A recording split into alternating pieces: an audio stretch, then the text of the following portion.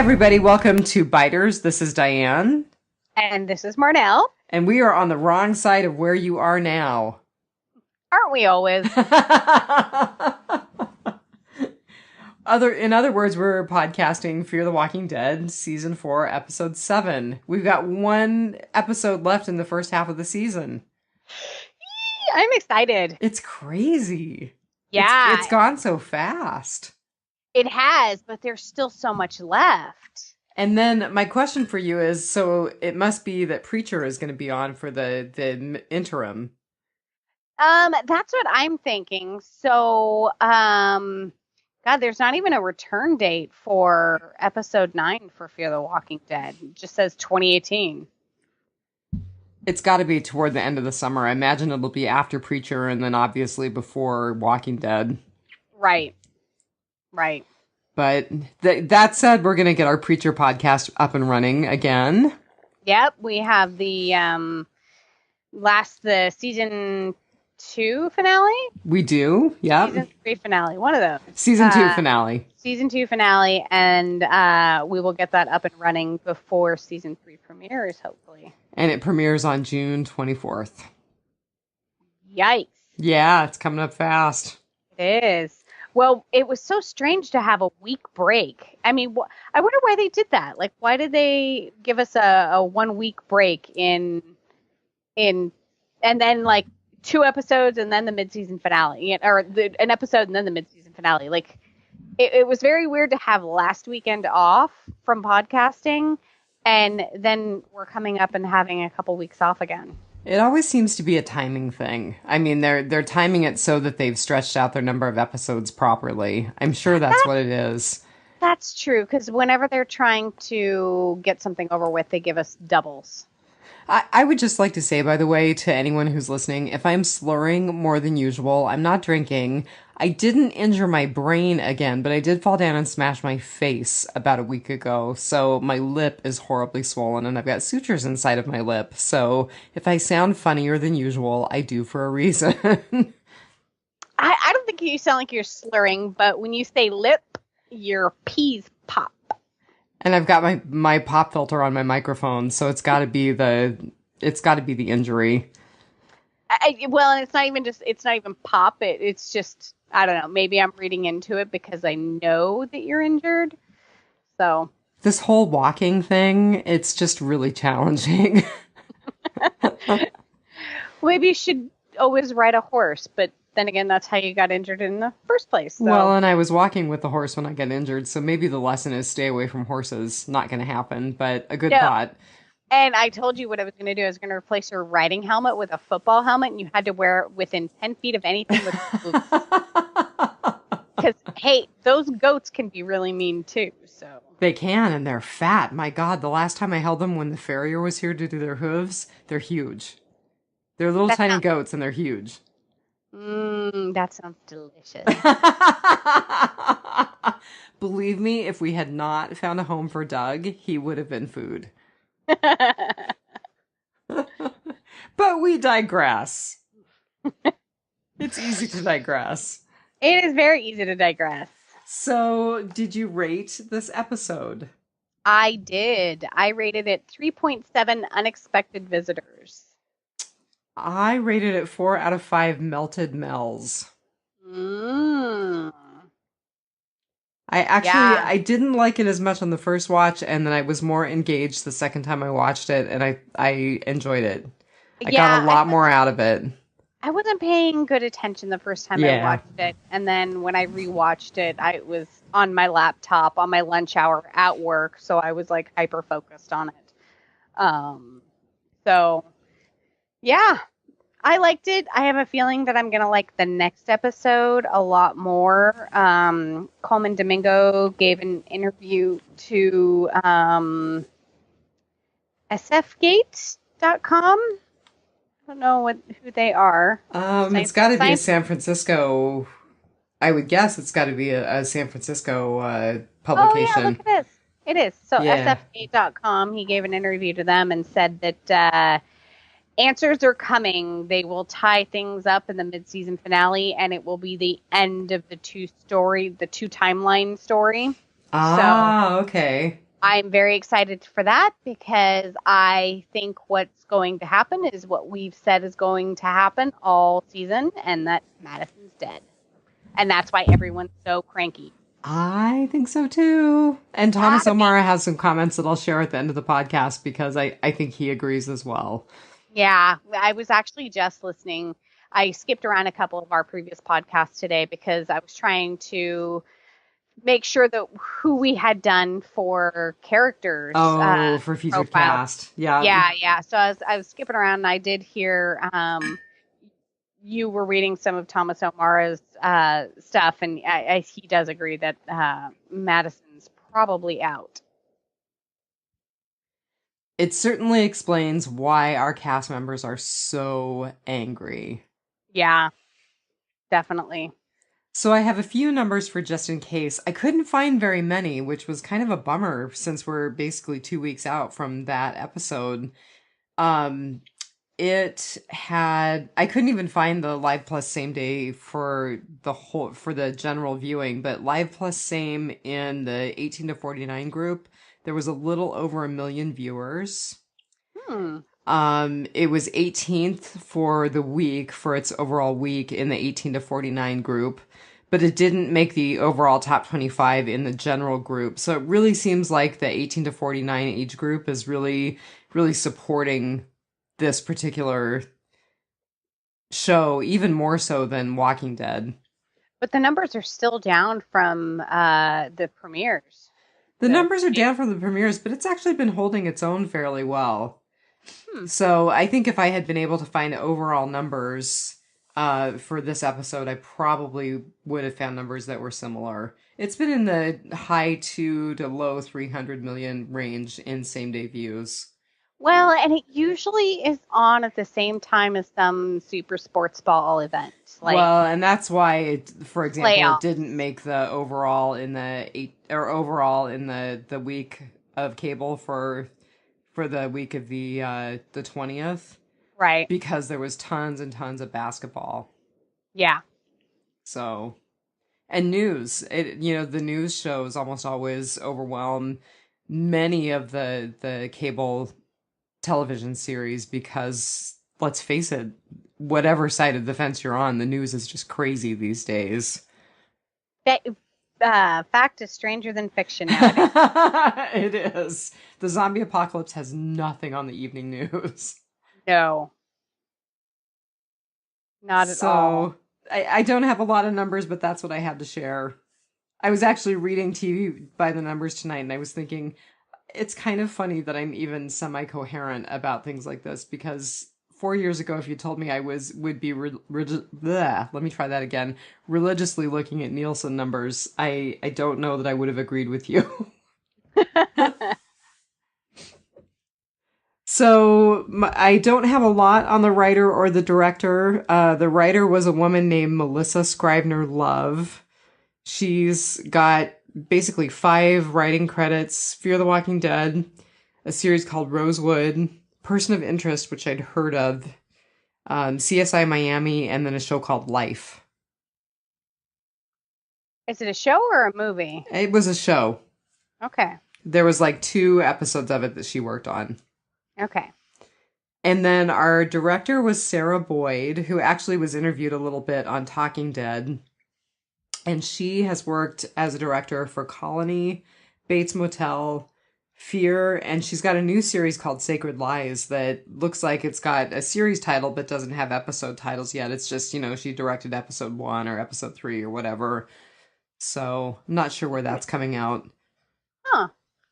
Those are 2 shows, Bates Motel and Colony, that I have started but not finished. So I was actually just thinking about that earlier today, that I have a ton of shows that I have started but not finished. I mean, literally, there are some of them where I've watched the entire thing. It's canceled, it's ended, it's whatever, but I haven't watched the last episode.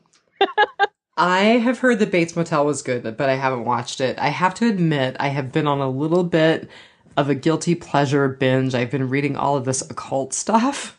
I don't know why. But I just finished this book called Here's to My Sweet Satan, which supposedly is the lyric that you hear if you backmask Stairway to Heaven. Wow. And so it's a book all about the rise of the occult in the 60s and 70s in popular music, popular TV, popular movies. And one of the movies that they featured prominently was The Exorcist, and I realized I had never seen it. So I went back and watched The Exorcist the other night. So I wonder if did they touch on at all like why it happened in the 60s and 70s? So was it because of like women's lib and stuff and that we were all witches and I think it was more just the social unrest of the 60s and 70s, and people were really searching for things that were outside of the norm and kind of different from the conventions of previous decades. Okay. Because I do remember Satanic Panic in the In the 80s. late 80s. Yeah. Yeah. And the book really went from 1966 to 1980, so they only touched very vaguely on the Satanic Panic stuff, but it was really an interesting read. If anyone out there has an interest in the occult and just kind of wants to look at it from a pop culture kind of view, it was a fun read. That's cool. Yeah, and I definitely blasted some Led Zeppelin a few days after I finished the book. I did not backmask it, though, so I really don't know if that's what it says. I finished my Orange is the New Black binge, and the next season comes out here in a couple of weeks. Oh, really? I better get caught up. Yes. But in the meantime, I have been rewatching one of my favorite shows ever because her and I were about the same age, Buffy the Vampire Slayer. Oh. I am a Joss Whedon fan. I love that show.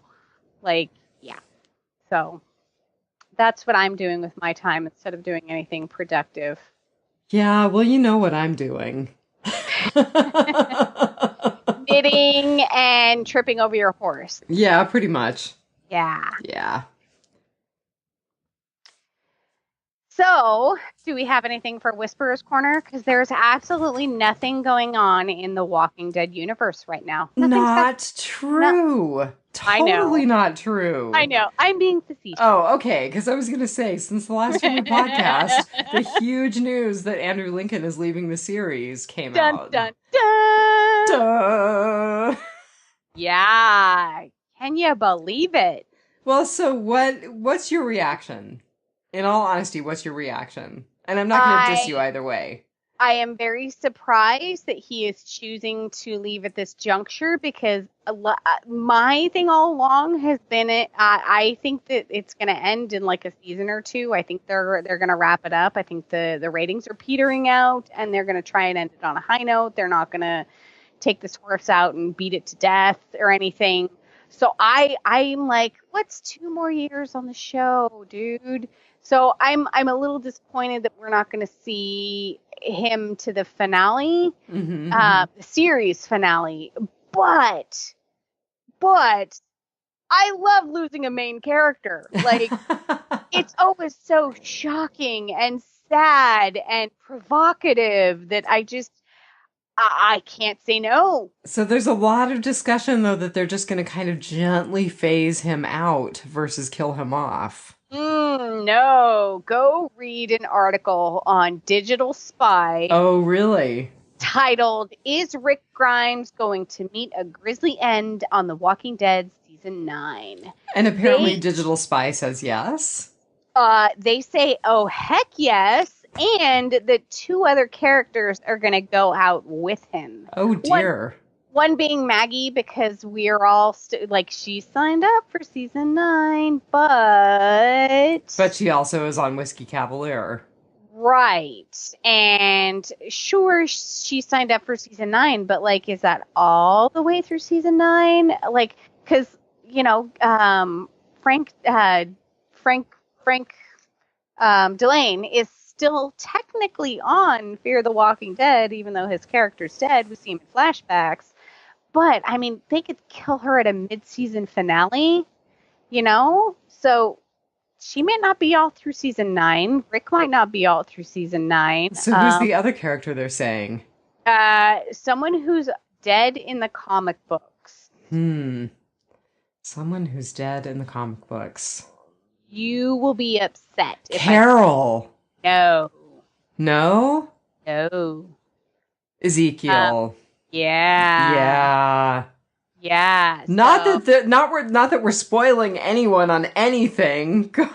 God. If you don't know by now, it means that you don't have internet and you're not listening to us right now. But here's the deal. So I don't know how they can get rid of Rick and keep Michonne around.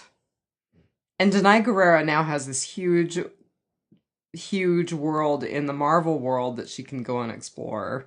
I was gonna say, so the other scuttlebutt that I heard, and it was literally just like a hint of a whisper of a rumor on the internet. So take that how you may. That she was also looking at exiting also because she has this other career that she can parlay into in the Marvel universe. Right. There is a huge following with her character in Black Panther. Yep. So I'm looking at the yarn that was made in her honor right now. Aww. Yeah, so we could be looking at some major changes. And, you know, we all have said it since like season 1, season 2. If Daryl dies, we riot. Dude just signed a $20 million contract. He ain't going nowhere. I was going to say they totally negotiated to keep him around. Oh, yeah. Well, so I am disappointed because I feel like it's Rick's story and I feel like it should end with Rick. But I see, and I felt that way about Carl. Right. Well, it was supposed to get handed over to Carl. I mean, that's Right. kind of the way that the comic books have evolved. Not that, as far as I know, and I'm not caught up, as far as I know, Rick is still alive in the comic books, but it becomes more of Carl's story. Right. But, you know, the flip side is I think it was Phil who sent us the article about the petition to keep Andrew Lincoln on the show. And I'm like, you know, okay, first of all, a petition to keep Andy on the show, it does nothing. It's just fans having a little temper tantrum. Number 2, let the guy have his life. Right. If he's decided that he's done, let him be done. Exactly. I would rather that they just end the series. I'd rather they wrap it up with Rick and end it with Rick. But, you know, whatever they're going to do with the series, if Andrew Lincoln has decided he's done, give the man a break. He has given us 8.5 great years of his life. Yeah, exactly. It's been a hell of a ride. Exactly. You know, but it's like what I'm saying, you know, what's a couple of more? Because I thought that they would like maybe go to season 8 or season 9, but at this point, you know, I don't think they're going to wrap it up in season 9. I think it's going to peter out in 10. Yeah, I don't know. I mean, it depends on what they end up doing. They could totally rework the cast the way that Fear has reworked everything and totally change everything. Who knows? And they're welcome for that little piece of advice. But also, the other thing is, and I can't remember who said this, so apologies to not recalling who said this to me. Really, Negan is going to outlive Rick on the show? Yeah. I think it was Laurel. I think it was my friend Laurel Michelle. And I just think, God, really? She's right. Yeah, I didn't think of that. Huh. Wow. So yeah, there's a lot in the Whisperer's Corner. I know. I was being Do you have anything else for Whisperer's Corner? I felt like that was kind of the biggie. I don't. Okay. You do, however, have our featured cast member. I do. I don't have a lot of her because she's 11. I was wondering how old she was. She's awfully cute. So, happy birthday to Alexa Nisenson. She will turn 12 on June 8th, which is Friday. We are podcasting on Wednesday. So, yeah, she will be 12. So, we're podcasting 2 days away from her 12th birthday. Happy birthday, Alexa. Yeah. And so there really isn't a lot out there on her. She has Facebook and Instagram and Twitter. And it says it right at the top of all of her social media that it is monitored by a parent. So don't give her any hate on social media. Right unlike people are doing to the chick from Star Wars. Shame on you. Really? Who are they harshing on Star Wars? Are they harshing on the girl who played Rey? Rose. Oh, see, I haven't caught up. So Yeah. I am a bad geek. I have not watched the last movies. I haven't watched the last movies I watched. I missed one. I think I missed one, and I haven't watched Solo. That one, I don't know. That just didn't appeal to me. We bowed out of the podcast for that one, but you can go over to Capes and Lunatics and watch us with Phil Parrish doing the roundtable for Infinity Wars and Deadpool 2. And the only reason I bowed out of Solo was because I had to ride my horse that weekend. I mean, break my face that weekend. So. Well, I had family in town, and I wasn't that interested in Solo. Yeah. So, Alexa Nisenson. That's how you say her last name. Good for you. I was like, Nisenson. And I apologize if I am triggering anybody's Alexa. Say it again, just one more time. Alexa, what's the weather doing today? Alexa, what's the weather like in Juneau, Alaska right now? Overcast, by the way. So, yeah, she is only 12 years old now, but she is so wise beyond her years. I have to give a shout out to a YouTube channel called AfterBuzz TV. They have about a half an hour interview with her. Oh, cool. And she's like only like 10 at the time because it was right in between the release of the two major movies she's been in. The first one being a movie called Middle School, The Worst Years of My Life. And I'm assuming she's the title character or the main character in that. She's the little sister of the main character. Yeah. And then the other big movie that she was in was called Fist Fight. And she got to act with some fairly big names in that movie. Charlie Day, who a lot of you know him from It's Always Sunny in Philadelphia. Ice Cube, Tracy Morgan, Christina Hendricks, and Camille Nanjiani. So she got some major acting cred right there with the movie Fist Fight. And it actually looks super, super funny. There is a scene where I want to say her and Charlie Day, they're on a stage on a talent show and they rap a song and it's just expletive laced. I don't even think I can say the name of this song because it's got two swear words in it. And she's like 9 or 10 years old rapping this and dancing to it with the actor Charlie Day. And like it's so hilarious. There's actually YouTube clips of it. It's super, super funny. It's in the movie Fist Fight. If you just YouTube Alexa Nisenson or Fist Fight, it'll come up. It is so, so funny. I don't know what it is about little kids swearing that just it will never not make me laugh because I'm not a parent, so I can laugh. That's funny. But she also played a young Karen in the Will and Grace revival, which was a really recent episode. I saw it. She was great. I have to say, I can visualize her as Karen. What a great casting job. Right?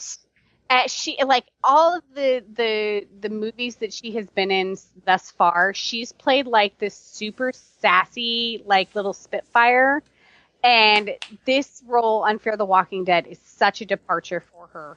But in the interview on AfterBuzz TV, she did say that she really does like to play emotional scenes. She loves doing comedy. She was the one who went to her mom and was like, I think I want to be an actress. Like, I need some acting classes.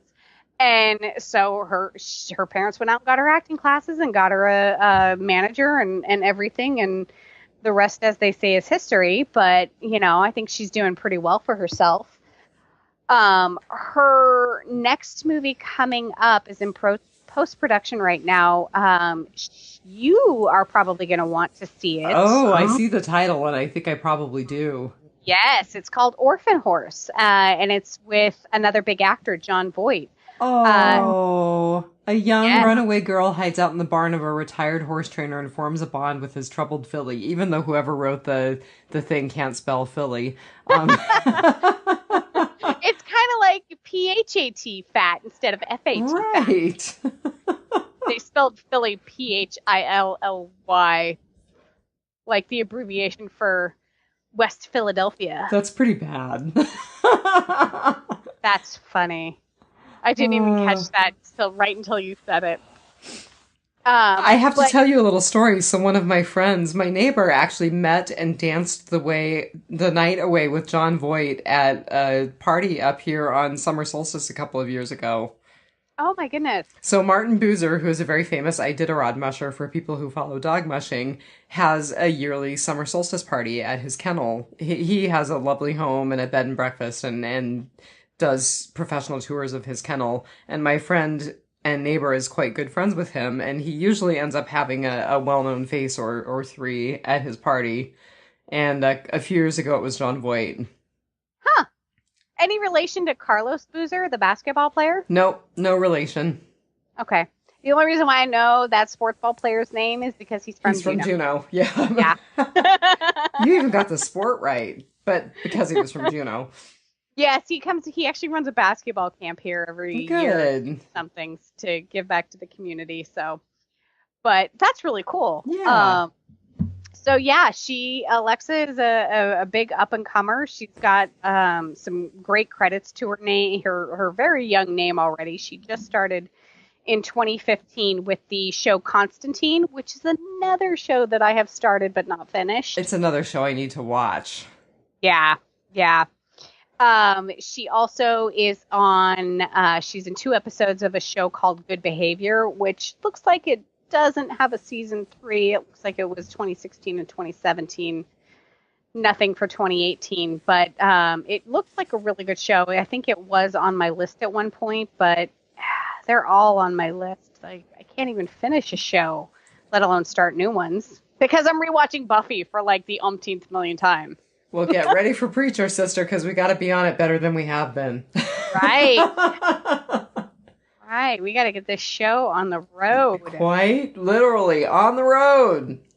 So, interesting thing about Alexa is before she decided she wanted to become an actress, she was into competitive dance. Oh, she and Jenna Elfman must have some good conversation. Exactly. There is a cute little video of her and Jon Voight dancing together on the set, just like between takes of Orphan Horse. Mm-hmm. So I'm like, I would love to see some behind the scenes footage of her and Jenna Elfman, because of course Jenna Elfman is huge into dance. She's trained ballet, and Alexa kind of sounds like she was going that way, and then she kind of got into some hip hop. Really great dancer. Again, if you go to Fist Fight and watch just the little scene with her and Charlie Day doing the rap and the dance and everything, girl's got some rhythm. So one of her dream role is to either be a character on The Simpsons, because she would love to see herself as a Simpsons character, to be drawn out that way, or to have been on Glee, which of course you can't now. Maybe they'll do another High School Musical or a Glee revival or something. But yeah, so she would have loved to have been on Glee. She wears Invisalign braces, and she has what I'm assuming is probably a famous quote. I haven't looked it up, but on a couple of her social media accounts, her quote is, "Watch carefully the magic that occurs when you give a person just enough comfort to be themselves." So I thought that was a clever quote. If that's very cool. Yeah, if that's her quote, that's pretty cool. But I have a feeling it's probably a famous quote that I haven't Googled. But she is absolutely gorgeous. A lot of her social media stuff is a lot of glamour shots of her, kind of. Looks like she may have somebody who's into photography. She loves like beauty vlogs, like watching makeup tutorials and stuff. So she has a lot of that on her social media where it kind of looks like she's, got some crazy cool makeup going on. But her Twitter is so funny. Basically, if you tweet something funny or clever about her role on The Walking Dead, you'll get retweeted by her. Oh, that's so funny. Yeah, she looks like she interacts with her fans a lot on Twitter. And there's one tweet that I absolutely cannot find that I absolutely loved. And it was someone wondering what would happen if Charlie from Fear the Walking Dead, being Alexa Niceson, and what was the other little girl's name from Oceanside? Oh, I can't remember her name, but the one who kept flipping Yes, the little Tara off. The little homicidal one that I absolutely love. What would happen if those two met? Would they be each other's demise, or would they be BFFs for life? No, that would be your cop and buddy show. That'd be your buddy cop show. Oh yeah. That's funny. Oh, I would like to see them go up against Negan. Imagine two preteen girls like giving him hell. That would be amazing. That might actually be an adversary that he couldn't take on. Just the level of snark between the three of them. So, like I said, there's not a lot out there, but that's because she's 12. There shouldn't be that much out there about her right now. So, she's amazingly funny and articulate, and she's a beautiful young woman, and she looks like she's got a great career ahead of her. So, good for her. Well, and Morgan saved her life, so she'll be on Fear for at least a little bit longer. I know. Where is Carol when you need her? Luciana dropped the ball on that one. Luciana totally dropped the ball. She is no Carol. No. But I think it'll be an interesting role for Charlie, because kind of sounded like she blames herself for everything. All will be revealed, right? All will be revealed. So yeah, that's what I had for Alexa. Well, so talk to me about your good. So my good was the battle with the vultures. Like, it kind of, I mean, in the future, it kind of looks like the vultures are no more, but Ennis had some amazing strategy. And it turns out that Mel was not the bad guy we anticipated him to be. He was not Negan Light. He doesn't really seem like the brains of the operation. He wasn't up for what went down. He's not really that strong. It kind of seemed like all his brother Ennis. He's the one who rounded up what was that, 2,500 zombies? Is that like the signs that they laid out all the flags with all the numbers? I didn't count, but there was definitely in the high, like, each flag was teens like to hundred. yeah high teens to 2,000. Yeah. And so we're watching the little ice cream truck in the dark parking lot, and my other half is thought that they were like spreading around blood, and I'm like, I did too. I was like, okay, but where did they get that much blood? Because he assumed that they were trying to draw the walkers in. I did too. Yeah, and so I was like, okay, but where did they get that much blood?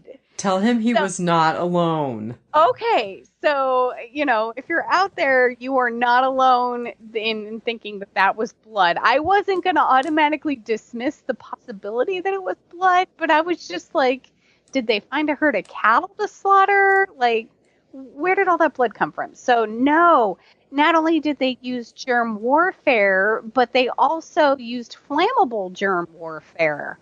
And that was just an amazing strategy because, the people in the ball field spent, days or at least a day, like trying to reinforce their walls all for nothing. I mean, you can't compete with fire. Ask anybody in Hawaii or Guatemala right now, Ask anybody in Alaska. Yeah, that's true. We have like 56 wildfires going right now, and there's actually one fairly close to Juneau, which is unusual because I live in a rainforest. Only for a little bit longer. Right? Global warming is going to be awesome because this place is going to be sunny every day, and we'll still have water. So, yeah, I absolutely loved the Vulture's strategy, and that Mel turned out to kind of not be a terrible guy. He did warn everybody. I mean, he had to because he was trying to get out of there to save his own skin, but he didn't want to go back and force everyone out of the diamond. Ennis did, and that's why they had a fight, and that's why he got into the wreck, and Charlie had to go back to the diamond, and I think that all came together very well for me. I really liked that. I don't even want to call it a battle because our group in the diamond had no chance. They were preparing for a flood, and they got fire. So fire and zombies. Fire and zombies. That's an amazing combination. So yeah, that was my good. Well, I gave my good to Morgan, and the reason that I did is because I really felt like his presence moved things along in a couple of different ways. And one of them I mentioned, which was him saving Charlie. Mm-hmm. And I liked what he said to her about this has got to stop somewhere. Yeah. When she asked him why he saved her. And, we all get sick of Morgan trying to save everybody, but he's right. It's got to stop somewhere. And I don't feel like he tried to irrationally save everybody. He wasn't trying. I mean, he tried to kind of smooth the waters between Alicia's group and the Vultures, but he didn't try, when push came to shove, to save all of the people in those groups. I mean, when it came right down to it, John's life was threatened, and he knocked Al into her senses and said, come on, if you don't get out from the other side of that camera, somebody really good is going to die. Right.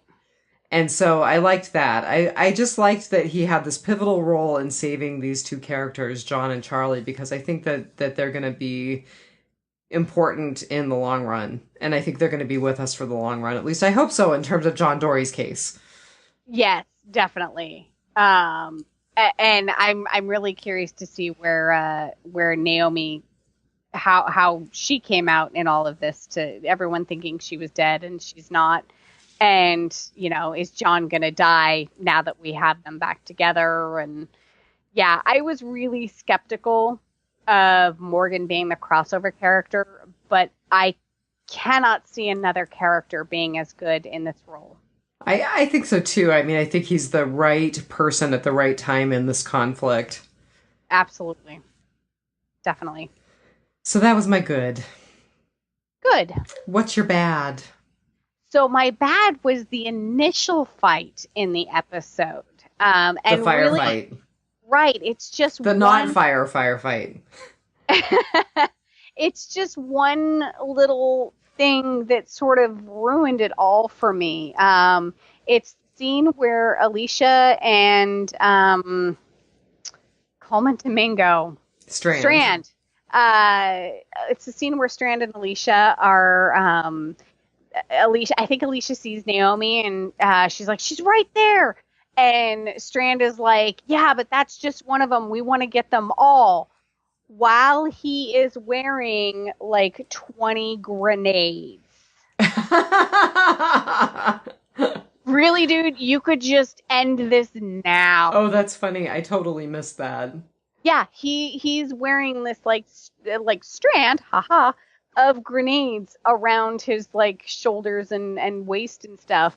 And I'm like, just roll a couple of those under their vehicles that they're hiding behind. It's done. Like, you could end this fight now and win it. So, yeah, I was a little perturbed about that that scene, and I think it dragged on a little bit for me, and yeah.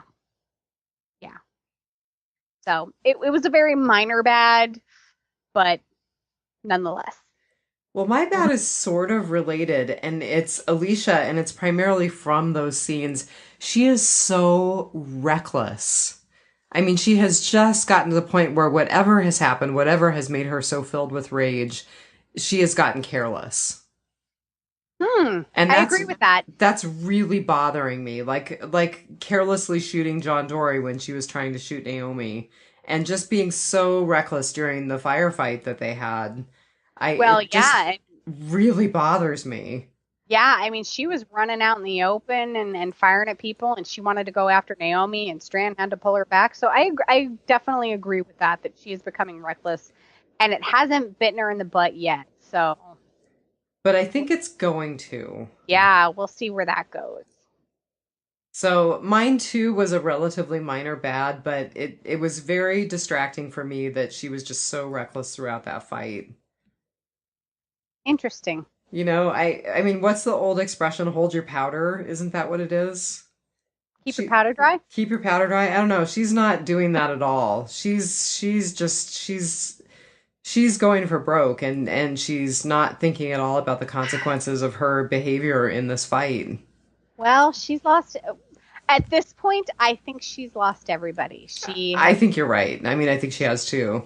I mean, she started off losing her boyfriend in the, very, very early season 1. She loses her boyfriend. She loses her stepdad. She loses her brother. She loses her other brother. And now I think she's lost her mom. And, and she loses her other boyfriend. Yeah. Because she lost him last season. Forgot about him. Yeah. Who now? What? There were previous seasons to this show. Because I'm rewatching like 7 seasons of Buffy and not the first 3 to the show I podcast about. I think you can be forgiven. They're relatively recent in memory. Yeah. So my ugly was a good ugly. Okay. And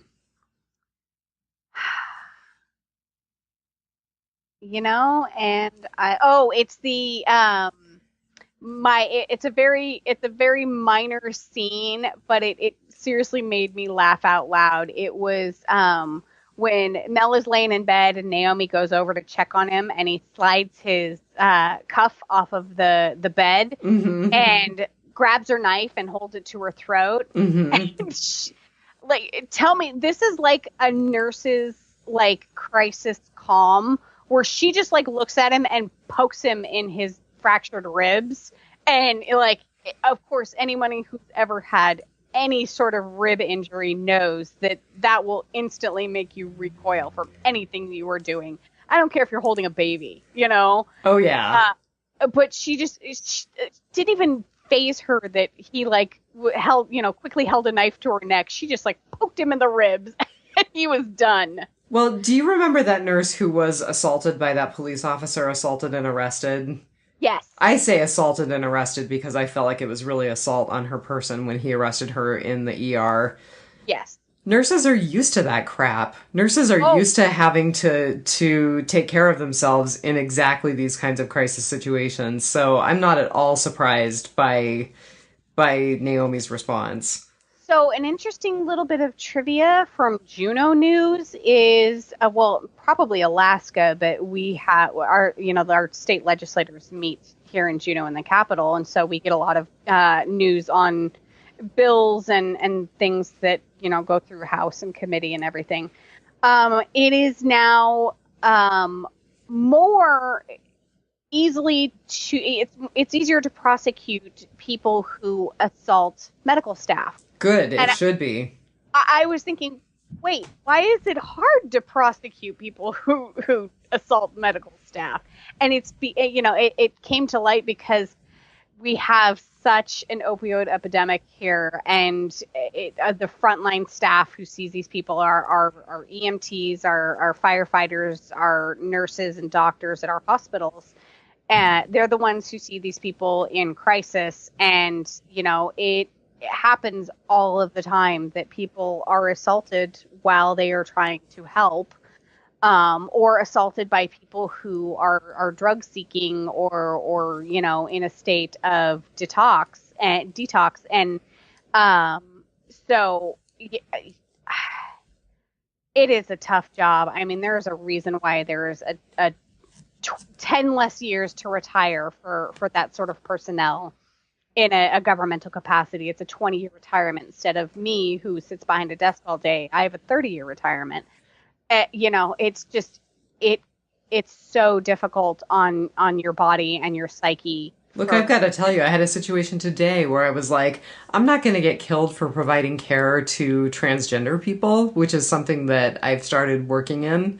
I'm going to get killed by the person who I pissed off today. Yeah. I totally had one of those things where I was like, y'all better be aware that if this person comes back in the building, he might be coming back in packing. That is, that's a horribly expected possibility. I mean, there was just a case where somewhere, we call you guys the lower 48, down, you're all mishmashed together. It's just, it's one big melting pot down there. Except Hawaii, that's the 49. Yeah, that's we're 49, they're 50th, but yeah. That's the non-contiguous United States. But he wound up killing basically everyone that was involved in his divorce proceedings, including the psychiatric people that he was ordered to see. Yep. That's insane. Like, who are we? Like, we're the people that hate other people on Twitter. Like, it's all insane. So I absolutely love the calm on her face, and that she did not flinch when somebody held a knife to her throat, and she acted swiftly and directly, and she knew exactly what to do in that moment, and it worked. And I love it. Made me laugh out loud that all she had to do was just poke him in the ribs and he was done. Yep, those were skills gained in the ICU. Yep, absolutely. Well, and those serve her well in the zombie apocalypse. As do many of her skills gained in the ICU. Yep. So my ugly is kind of a Marnell. I'm going to have it both ways. It's kind of good and bad, all of the above. So Madison has finally given up on the no one's gone until they're gone. I mean, she says it as she's kicking Mel out of the diamond, but she's saying it and she's not living that mantra anymore. And think about it. When she gives up on Mel, she seals Nick's fate because Nick got shot by Charlie. Yep. And I think she probably seals her own fate as well. Yep. And so what's the title of next episode? No one's gone until they're gone, or no one's gone. No one's gone. Yeah. Yeah. Yeah. Yeah, I agree. She's slowly losing faith in her own mantra. And you're right, it probably did seal her fate as it sealed Nick's fate. Well, and the other thing that's interesting, and I don't know if you had a chance to watch Talking. I didn't finish the whole thing. I watched it tonight before we started podcasting. But Coleman Domingo actually brings up the fact that everyone in the group is finally realizing they need a backup plan. Just like you did last week when you were talking about Madison needing something just in case. Right. Well, Coleman yeah, Domingo brought that up. the title of the episode was just in case. Yeah. And the other thing that I think is interesting is that it's we've talked about this on a previous episode where it's all of these tiny little butterfly wing flap decisions that have these long-term effects on everybody's lives. You know, it's the road not taken that, you know, it could affect whether you live or die, or it couldn't. And you don't know in that moment. So forcing Mel to leave or letting him leave or, Forcing him to leave. And giving him the Range Rover that, Naomi drives up in, and Alicia's like, where did you get that? And I mean, just these small little decisions that all of our characters seem to make. And Charlie is one of them. She made the decision to go back to the Diamond to get help from Mel, and look where that got everyone. And just all these tiny little decisions, and you don't know where they're going to lead, but it's always someplace big, and probably on the wrong side of where you are now. Right. By the way, did you get where the title came from? I did not. So when Naomi and Madison are talking in the dugout, when Madison is taking apart Naomi's bedroom, basically, Naomi has just talked to Mel, and she's trying to convince Madison that they need to leave, that this place is not safe. And she says, I've been on the wrong side of where you are now. Yes. Okay. Madison, I've been on the wrong side of where you are now. Okay. I remember that now. I didn't pick it up at the time. But, one of my, I actually have it crossed out as my 3.7 unexpected visitors, which our unexpected visitor was Charlie. My other rating system was broken alliances. Look at everyone. They're on the wrong side of where they were. You have Al, who is going against Alicia's group, and you have Alicia's group turning around and shooting the SWAT van. Right. And then Charlie, has to abandon, the vultures and go with Morgan. And Morgan and JD are also not with Alicia's group. And Morgan is rescuing the person who killed Nick. Right. And everybody is just, alliances have been broken. I don't know where this leaves us for the future. Yeah. Have you watched the scenes from the next episode? I watched them and kind of tried not to take them in because it looks like there's a lot happening. Yes, it looks very interesting. I was just thinking before the episode, before we podcasted, I was watching, right before I watched the scenes from the next time, I was like, in order for Al's character to grow, she's going to have to lose that sweet SWAT vehicle. And that's a character death I'm not looking forward to. That SWAT vehicle is pretty awesome. It is pretty awesome. In order to grow as a character, I think we're going to have to move away from it. And it looks like we might. So, yeah.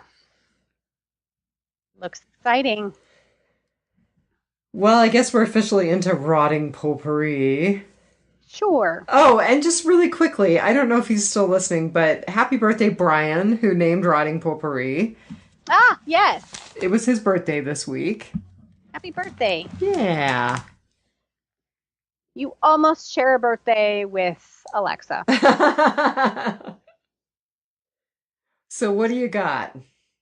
One of the things that, God, I can't remember who said it. I wrote it down. When you try and protect someone, you just wind up hurting them. And I can't remember if it was Strand or Alicia or Naomi or Al. I don't know. I really like that because everyone's trying to, like, Morgan's trying to protect JD and Naomi. Like, everyone's just, they're trying to protect people and they wind up hurting people that they shouldn't. And it struck me. I really liked that quote. Well, I just realized we didn't talk about the opener, the opening credits. Yes. Were they replanting the diamond? No, that was a bunch of shambling walkers at sunrise, which I'm assuming is in the diamond. Right, the burned walkers. Oh. Yeah. See, yeah. I just didn't watch it closely enough, I guess, because I was like, what? What are they doing? Maybe they're replanting the diamond. Oh.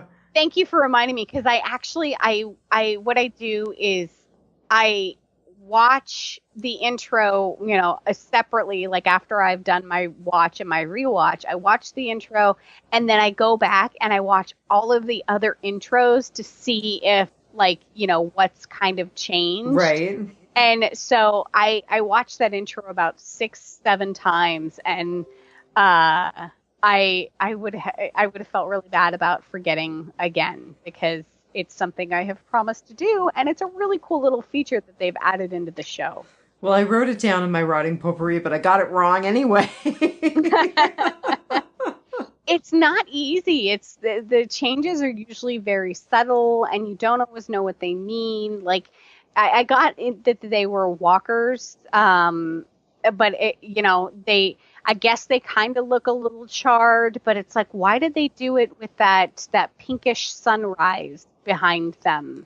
Because the weather always seems to be very different in the intros. I mean, sometimes it's night, sometimes it's glaring sunset, sometimes it's sunrise, sometimes there's storm clouds overhead.